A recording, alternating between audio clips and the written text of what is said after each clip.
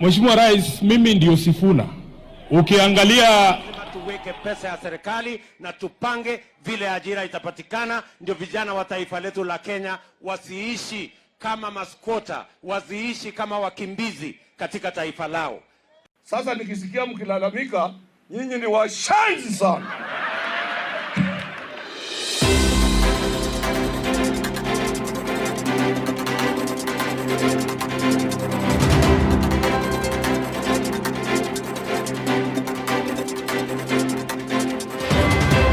Naam, ni saa 1 jioni majira ikiwa ni Afrika Mashariki. Leo ni Jumanne ya tarehe 28 mwezi wa 4 mwaka 2026. Popote ulipo msikilizaji, hujambo na karibu kwenye habari za Hightech FM masafa ya 76.5. Na bila shaka hiki ni kitovu cha habari za kweli na kuaminika. Mimi ni Thomas Malinda, lakini kwanza ni vidokezo. Kesi ya kusikiliza kubanduliwa kwa Rigathi Gachagua imeahirishwa, na kwingineko Rais William Ruto ameomba msamaha kwa nchi ya Nigeria.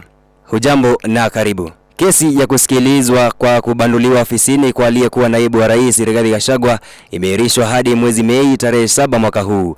Kesi hiyo iliyokuwa imeratibiwa kuanza Jumatatu hadi Jumatano juma hili imeahirishwa ili kutoa fursa kwa Jaji Anthony Mrima kushiriki mahojiano kama mmoja wa jopo la uteuzi wa tume ya kuwaajiri watumishi wa idara ya mahakama GSC.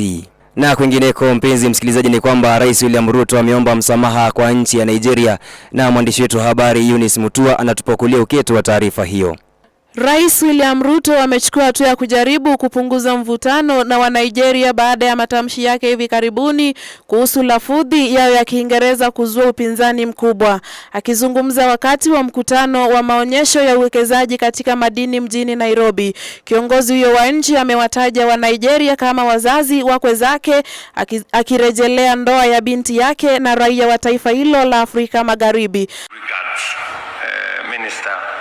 To President Tinubu, my friend, and to the great people of Nigeria who are my in-laws, and do so in good English. Rais amesisitiza kuwa maoni yake ya awali yalipotoshwa. Rais pia ameomba afisa wa serikali aliyekuwepo kwenye hafla hiyo awasilishe salamu zake kwa Rais Bola Tinubu na wananchi wa Nigeria, huku akieleza muktadha wa matamshi hayo yenye utata. Nikiripotia redio ya Hightech kutoka kaunti ya Nairobi, jina langu ni Eunice Mutua.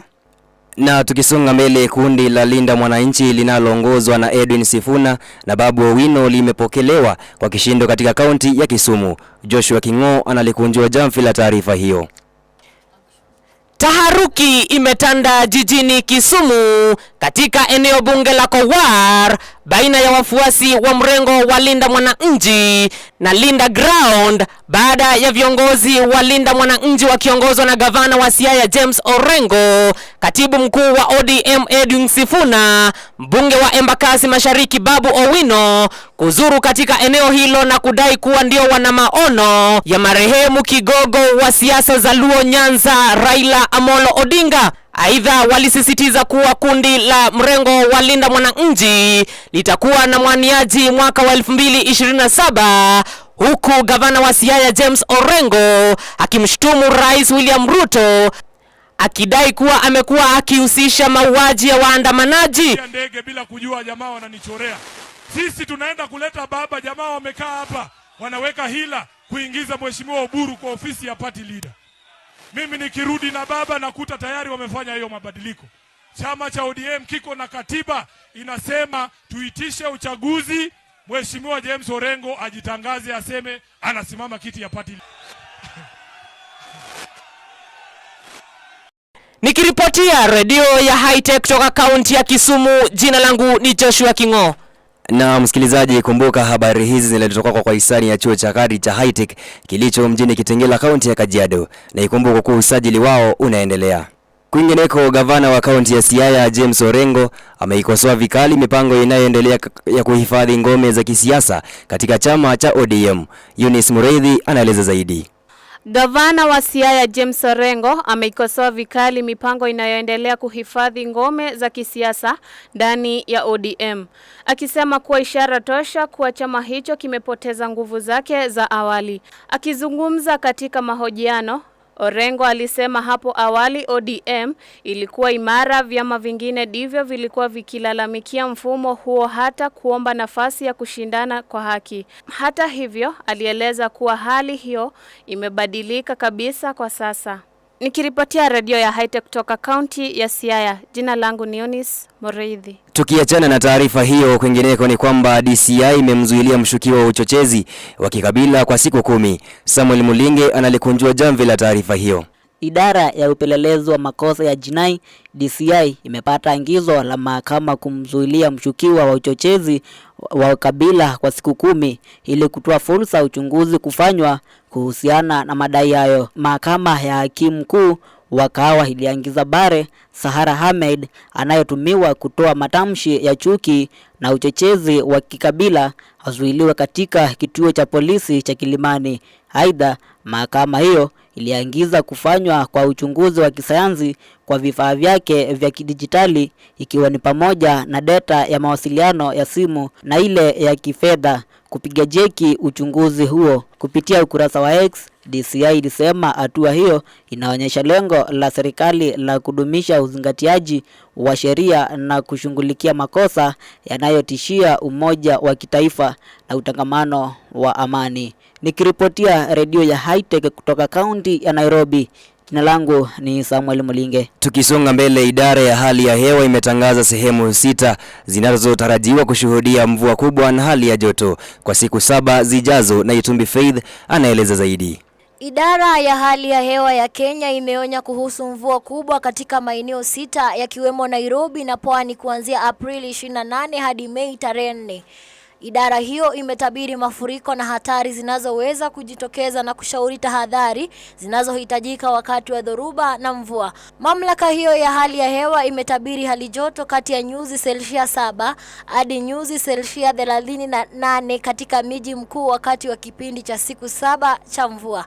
Nikiripotia redio ya Hightech kutoka kaunti ya Kajiado, langu jina ni Itumbi Faith. Msikilizaji, sasa ni wakati wa kuvalia daluga na kuingia viwanjani, ambapo mwanaspoti wetu Michael Maundo ametuandalia habari kuhusu ligi kuu ya mabingwa Ulaya.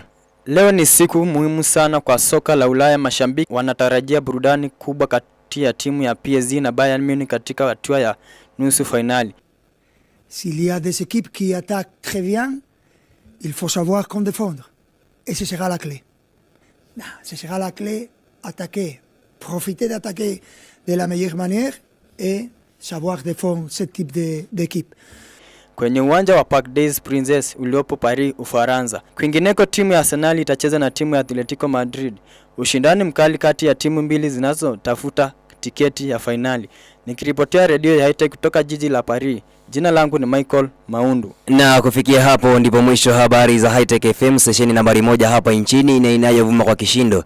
Tumejiandaa ndani na nje kuletea habari tendeti na zilizodhibitishwa, na tunasema asante msikilizaji kwa kusimama nasi. Pia unaweza rejelea habari hizi na kushiriki kwenye vitandawazi vyetu ambavyo ni TikTok, Facebook, Instagram au tovuti ya www.hightechfm.co.ke. Kumbuka habari hizi zimeletwa kwa hisani ya chuo cha kadri cha Hightech kilicho mjini Kitengela, kaunti ya Kajiado, na ikumbuke kwa usajili wao unaendelea.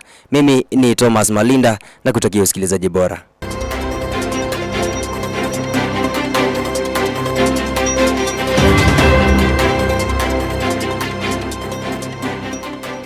Mama Amina, mbona uko na stress hivyo? Aki Mama Sophie, kijana wangu alimaliza shule last year na bado sijapata shule poa ya kumpeleka. Kwani alikuwa anataka kusomea course gani? Alikuwa anataka kusomea engineering. Mama Amina, stress ni za nini na shule iko? Shule inaitwa Hightech International Training College na inapatikana Kitengela kwa Marshfield Building, second floor directly opposite Pizza Inn na Rubis Petrol Station. Shule hii pia inaofa School of ICT, School of Journalism, School of Engineering yenye mtoto wako anataka, School of Business, School of Hospitality, School of Cosmetology, School of Health and Social Sciences, na pia professional courses kama CAMS, ATD na CPA. Woi, na karo sasa? Mama Amina, karo yao ni nafuu, na pia mtoto wako anafunzwa artisan, certificate na diploma. Na je, nitaweza kuwafikia vipi? Kuwafikia ni rahisi. Wapigie tu simu kwa hii namba 07693134 Tutu ama pia kwa Facebook at Hightech College. Na usisahau mtoto wako akienroll hii shule anafunzwa computer for free. Aki Mama Sophie umenisaidia. Naelekea huko sasa hivi. Kimbia mbio mtoto wako apate maarifa.